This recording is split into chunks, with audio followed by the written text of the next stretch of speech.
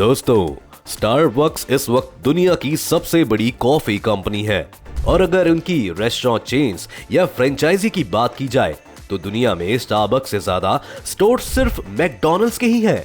जो आपको दिखता है कि स्टारबक्स एक कितनी बड़ी डोमिनेटिंग फोर्स है, लेकिन आपको ये सुनकर कैसा लगेगा कि स्टारबक्स असल में एक स्टोर की तरह नहीं बल्कि एक बैंक की तरह बिजनेस करता है और उसकी ग्रोथ के पीछे ये सबसे बड़ा कारण रहा है।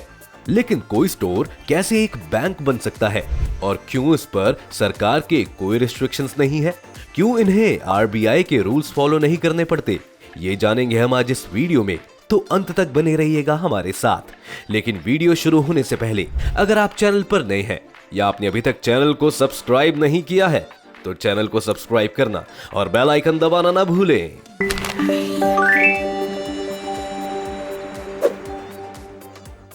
स्टारबक्स स्टोर से लेकर उनके कप पर लिखे गए गलत नामों तक स्टारबक्स पर कई जोक्स बनते हैं, लेकिन ये चीज ये भी दर्शाती है कि उनके बारे में बात की जा रही है और उनके बारे में सभी जानते हैं। भारत में चाहे स्टारबक्स को वो सफलता ना मिली हो जो उसे अमेरिका या बाकी वेस्टर्न देशों में प्राप्त है, लेकिन यहाँ भी उनके पास एक बड़ी मार्केट है। स्टारबक्स के साथ पहले भी कई बड़े फाइनेंशियल रेवलेशन सामने आ चुके हैं, जैसे कि स्टारबक्स के स्टोर की लोकेशन। स्टारबक्स अपनी लोकेशन को लेकर बहुत मशहूर है। स्टारबक्स न सिर्फ उन जगहों पर अपने स्टोर्स खोलता है जहां नॉर्मली उनके कस्टमर्स आते हैं, पर साथ ही वो ऐसी नई लोकेशंस को आइडेंटिफाई करने के लिए भी मशहूर है जहां पर सक्सेस की पॉसिबिलिटी है। डेटा ये दिखाता है कि जहां नॉर्मली 10 साल में एक प्रॉपर्टी की लोकेशन 50 से 60% तक बढ़ जाती है, वहीं अगर उस लोकेशन में एक स्टारबक्स खुल जाए तो वहीं प्रॉपर्टी की वैल्यू में 95% की ग्रोथ देखी जाती है। स्टारबक्स ने जहां 1970 में एक स्टोर से शुरुआत की थी, वहीं 2007-2008 में उनके पास 16,000 से भी ज्यादा स्टोर्स दुनिया भर में फैल गए थे। स्टारबक्स की सफलता का एक राज ये भी था कि अब पहले के मुकाबले ज्यादा लोग फ्रीलांसर्स की तरह काम करते हैं, जिस वजह से उन्हें एक ऐसी जगह चाहिए होती है जहां एसी हो, वाईफाई हो, बैठने की जगह हो और उन्हें टाइम पर कॉफी मिल जाए, और स्टारबक्स इसी मार्केट को टैप करता है। यही रीजन है कि स्टारबक्स ने ये नोटिफिकेशन जारी किया था कि अगर कोई कस्टमर कुछ भी ना खरीदे तो भी वो जितनी देर तक चाहे उनके स्टोर्स में बैठ सकता है। ओके, लेकिन अब आप सोचेंगे कि इससे तो शायद उनकी सेल्स पर बुरा असर पड़ेगा, लेकिन ऐसा नहीं है। दरअसल स्टारबक्स को अपनी सेल्स से ज्यादा मतलब है ही नहीं। 2008 की फाइनेंशियल क्राइसिस के बाद जब दुनिया भर के बिजनेसेस को नुकसान होने लगा था तो स्टारबक्स भी इससे दूर नहीं रहा। लेकिन 2009 में स्टारबक्स अपना ऐप लेकर आया। इस ऐप के साथ स्टारबक्स ने एक स्टारबक कार्ड भी लॉन्च किया। स्टारबक्स कार्ड बिल्कुल पेटीएम वॉलेट की तरह ही काम करता है, जिसमें आप पहले से ही अपने पैसे डाल देते हैं और जब चाहे उस पैसे को यूज कर सकते हैं। 2009 में जब ये ऐप लॉन्च किया गया तब उस समय वर्चुअल स्टारबक्स कार्ड दिए जाते थे और अगर आप चाहें तो फिजिकल कार्ड्स भी स्टारबक्स से ले सकते हैं। स्टारबक्स के इन कार्ड्स में पैसे ऐड करने से आपको एक्स्ट्रा फायदा भी मिलता है। पर अब आप सोच रहे होंगे कि स्टारबक्स इससे एक बैंक कैसे बना? इसे समझने के लिए आपको ये देखना होगा कि एक बैंक क्या काम करता है। एक बैंक एक इंस्टीट्यूशन है जो आपसे पैसा लेकर अपने पास रखता है। आपको इसके बदले कुछ इंटरेस्ट या ब्याज दिया जाता है और फिर ये बैंक्स यही पैसा दूसरे जरूरतमंद लोगों को लोन के तौर पर दे देते हैं और इस लोन पर लगने वाले ब्याज से बैंक्स की कमाई होती है। लोन्स के अलावा बैंक्स इन पैसे को अलग अलग जगहों पर इन्वेस्ट भी करते हैं।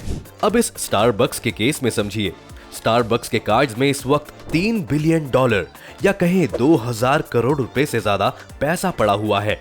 इस पैसे को स्टारबक्स अपने दूसरे कामों के लिए इस्तेमाल करता है, जैसे रिसर्च या फिर दूसरे बिजनेसेस में इन्वेस्ट करना।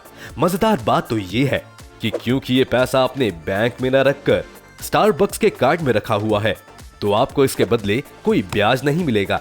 लेकिन अब आप सोचेंगे कि अगर ये बिल्कुल पेटीएम वॉलेट जैसा ही है तो पेटीएम पर तो आरबीआई की रिस्ट्रिक्शंस है, पर स्टारबक्स पर क्यों नहीं है?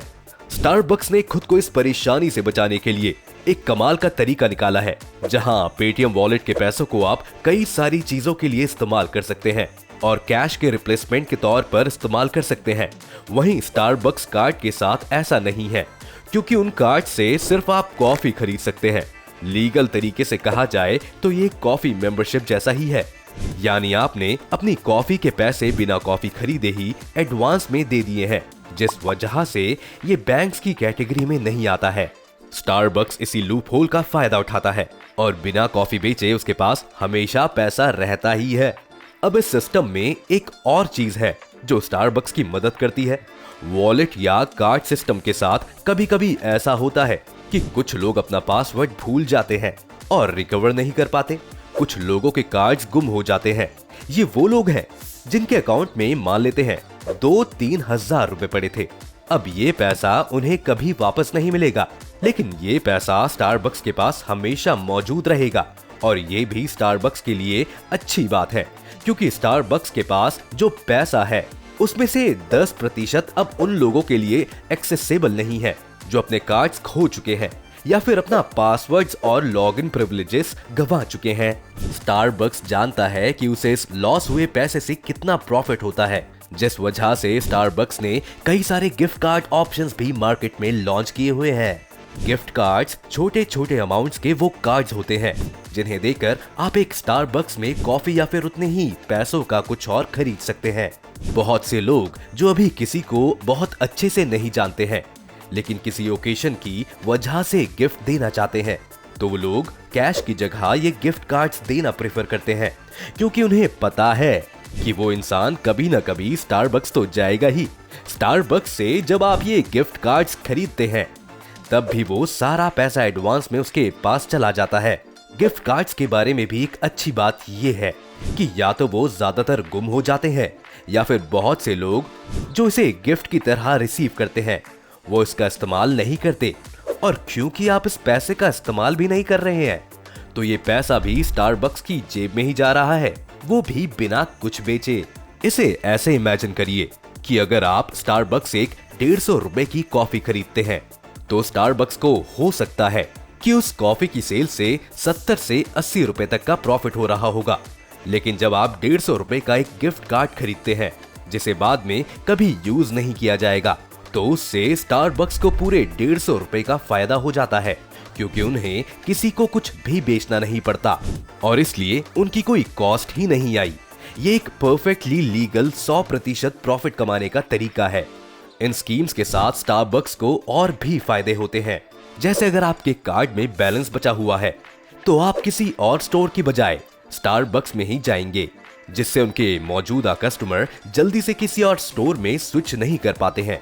और उनके गिफ्ट कार्ड्स के कारण कई लोग ऐसे भी होते हैं जो पहली बार स्टारबक्स जाते हैं, जिससे स्टारबक्स को एक फ्री प्रमोशन भी मिलता है। बिजनेस वर्ल्ड में बहुत से लोगों से ये मान उठी है कि स्टारबक्स को एक बैंक डिक्लेयर कर देना चाहिए और उस पर सख्त रेगुलेशंस भी लगाने चाहिए। आप इस बात को कितना सही या गलत मानते हैं? अपनी राय हमें कमेंट सेक्शन में जरूर बताइएगा। उम्मीद है ये वीडियो देखकर आपको काफी कुछ जानने को मिला होगा। अगर आपको ये वीडियो पसंद आया हो तो वीडियो को लाइक करें, और अगर आप चैनल पर नए हैं या आपने अभी तक चैनल को सब्सक्राइब नहीं किया है तो चैनल को सब्सक्राइब करना और बेल आइकन दबाना ना भूलें।